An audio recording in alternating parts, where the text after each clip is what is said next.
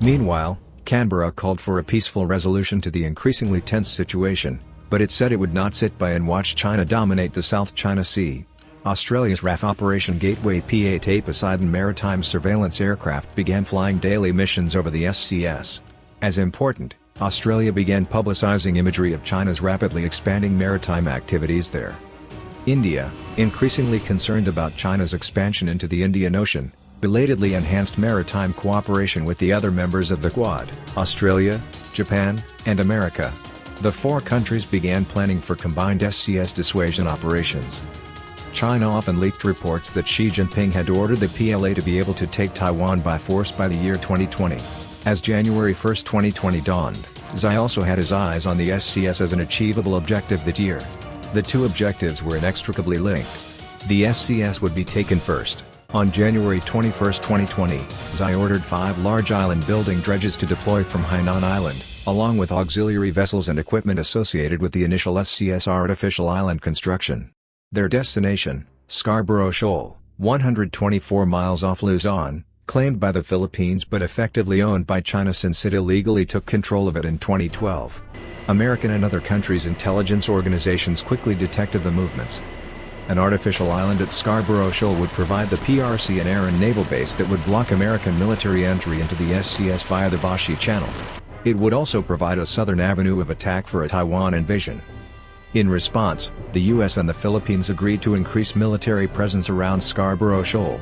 The U.S. Indo-Pacific Command directed preparatory actions, to include ordering the U.S. 7th Fleet Forces to take station 12 nautical miles off the shoal no later than January 24. Meanwhile, China swarmed hundreds of fishing boats, Coast Guard vessels, and maritime militia ships across the SCS, similar to its swarming operation to stymie Philippine construction in the Spratleys in late 2018. China hoped to intimidate and deceive U.S.-led coalition forces in the SCS, and to draw them from the shoal. In a military confrontation, the intermingled non-combatant vessels would distract and confuse coalition commanders, and provide the PLA continuous intelligence and fire direction support. On January 26, the PRC declared an air defense identification zone over SCS, and a task force including its 1 aircraft carrier, 15 surface combatants, and 10 attack submarines set sail south from Hainan Island.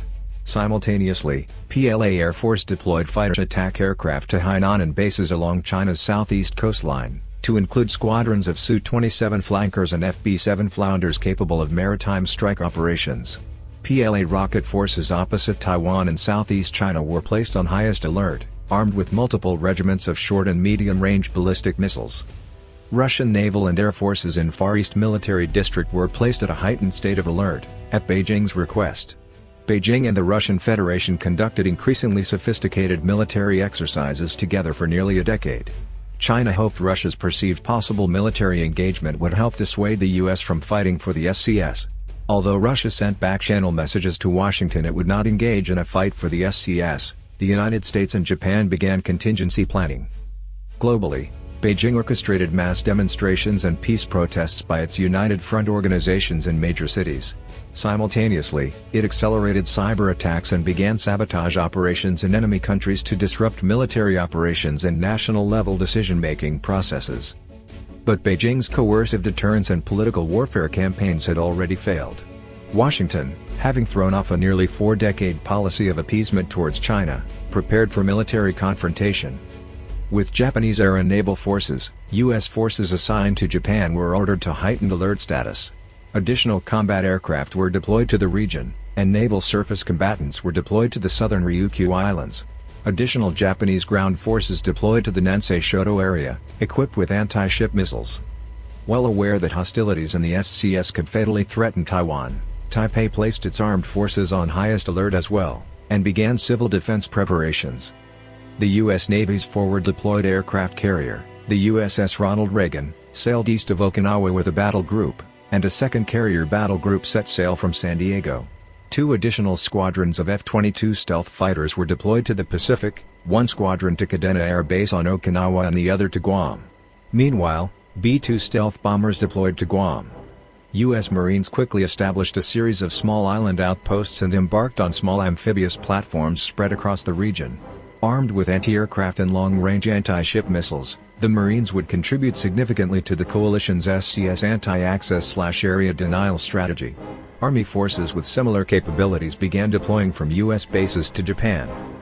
On January 28, Beijing declared all of its coastal exclusive economic zones to be foreign military-free zones and defined all sea space inside China's declared 9-dashed line map to comprise China's blue sovereign soil. Beijing insisted no exceptions will be allowed to this unilateral maritime sovereignty designation. On January 29, the PRC initiated a virtual repeat of its September 30, 2018 Lanzhou USS Decatur incident. There were no illusions in Beijing about the consequences. There would be shooting and casualties. But Xi and his inner circle were confident the US would back down as it had so often done in the past. If not, they were confident their forces would defeat the US-led coalition forces if a battle ensued. No one in the Politburo seemed haunted by the ghosts of the Great War's nearly 22 million dead, or by visions of the shattered and forgotten Austro-Hungarian, Russian, German, and Ottoman empires. Like the assassination that sparked World War I, the incident that started the SCS war was simple, but violent.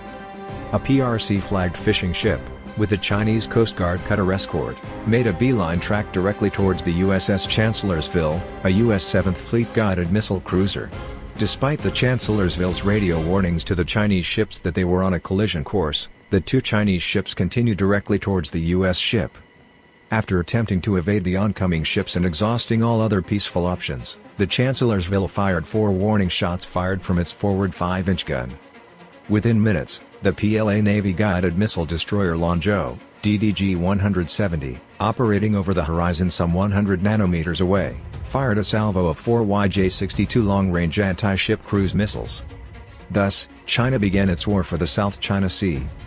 NATO immediately invoked Article 5 of the Washington Treaty and implemented military response options, to include immediate force deployments to the South and East China Seas in support of NATO's long-standing democratic partners there. The EU rapidly engaged as well, initiating consultations to invoke the Treaty on European Union, ostensibly for defense against Chinese aggression impacting France's Asia-Pacific territories. Globally, countries that hoped that they would never have to choose sides in a war between the US and China found it was finally time to choose sides. China had, in effect, begun World War III.